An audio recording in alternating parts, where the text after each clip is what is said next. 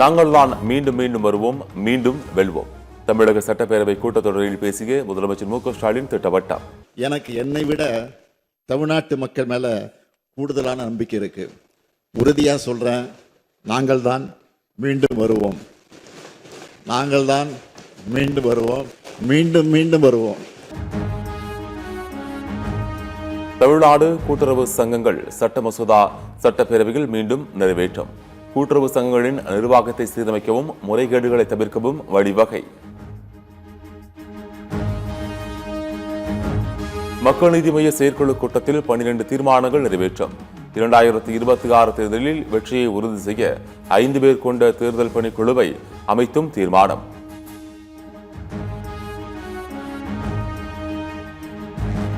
சட்டமன்ற தேர்தலில் மக்கள் நீதி மய்யம் சார்பில் போட்டியிட விரும்புவோர் இன்று முதல் விருப்பமனு அளிக்கலாம். விருப்பமனு கட்டணமாக 50,000 ரூபாய் நிர்ணயம்.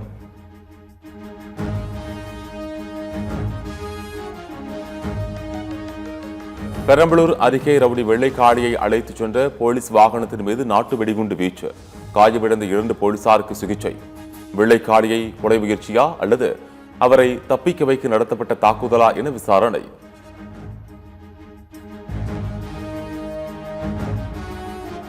தங்கள் கூட்டணி சின்னமான குக்கரிலும் விசில் இருக்கிறது என தமிழிசை சவுந்தரராஜன் பேட்டி. என்டிஏ கூட்டணிக்கு மேலும் சில கட்சிகள் வருவதற்கு வாய்ப்பு இருக்கிறது எனவும் தமிழிசை தகவல். 2026 ஆண்டிற்கான பத்ம விருதுகள் நாளை அறிவிப்பு. கலை, சமூகம், தொழில் உள்ளிட்ட துறைகளில் சிறப்பாக பங்காற்றியவர்களுக்கான பத்ம விருதுகள் நாளை அறிவிக்கப்பட உள்ளது.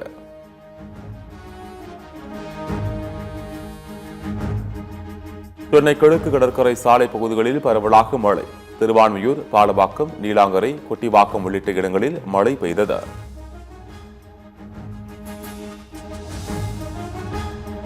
கலைஞர் கனவு இல்ல திட்டத்தில் மேலும் 3,500 கோடியில் 1,00,000 வீடுகள் கட்டப்படும்.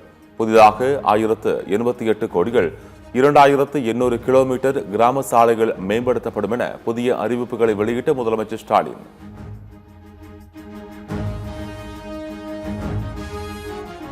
சென்னை சட்டப்பேரவையில் ஓ பன்னீர்செல்வத்துடன் அமைச்சர் சேகர்பாபு சந்திப்பு. சட்டமன்ற தேர்தலில் கூட்டணி நிலைப்பாடு குறித்து இருவரும் சுமார் 15 நிமிடங்கள் பேச்சு.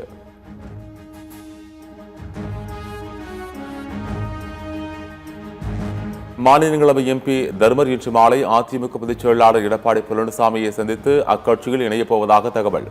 மனோஜ் பாண்டியன், வைத்தியலிங்கத்தை தொடர்ந்து விலகும் ஓ பன்னீர்செல்வம் ஆதரவாளர் தர்மர்.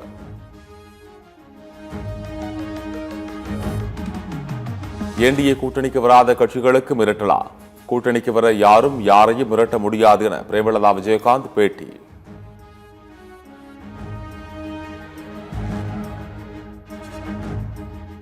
ஸ்டிக்கர் ஒட்டுவதையும் மத்திய அரசுக்கு எதிராக பேசுவதையுமே சாதனையாக வைத்து திமுக ஆட்சி நடத்துகிறது.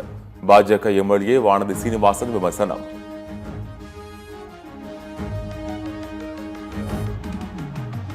தெலங்கானா மாநிலம் ஹைதராபாத்தில் பர்னிச்சர் கடையில் பயங்கர தீ விபத்து. தீயை அணைக்க போராடி வரும் தீயணைப்புத் துறையினர்.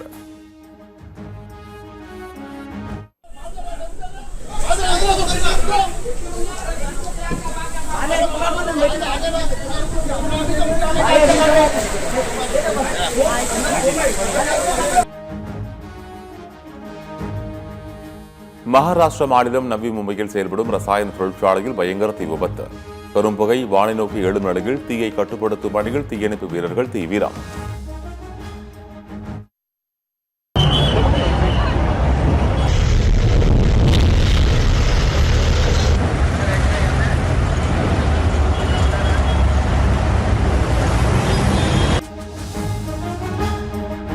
மகாராஷ்டிரா மாநிலம் மும்பை கோவா நெடுஞ்சாலையில் எரிவாயு சிலிண்டர்களை ஏற்றி வந்த லாரி தீப்பிடித்து எரிந்து விபத்து. தீயணைப்பு கருவியை பயன்படுத்தி சிலிண்டர்களை வீசி எறிந்த ஓட்டுநர் பின்னர் போராடி தீயை கட்டுக்குள் கொண்டு வந்த தீயணைப்புத் துறையினர். ஜனவரி 27ஆம் தேதி அனைத்து கட்சி கூட்டம். பட்ஜெட் கூட்டத்தொடர் தொடங்க உள்ளதை அடுத்து கூட்டத்தை சுமூகமாக நடத்த மத்திய அமைச்சர் கிரண் ரிஜிஜு அழைப்பு.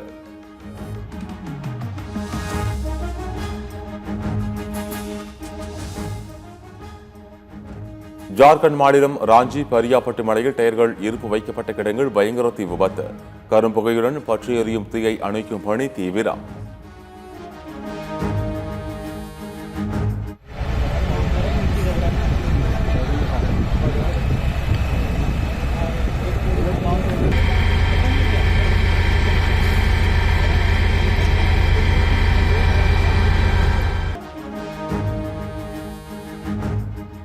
இமாச்சல பிரதேசம் துரான் கிராமத்தில் பணியால் சூழப்பட்டுள்ள ஆப்பிள் தோப்புகள் கண்கவர் காட்சிகள் சமூக வலைதளத்தில் வைரல்.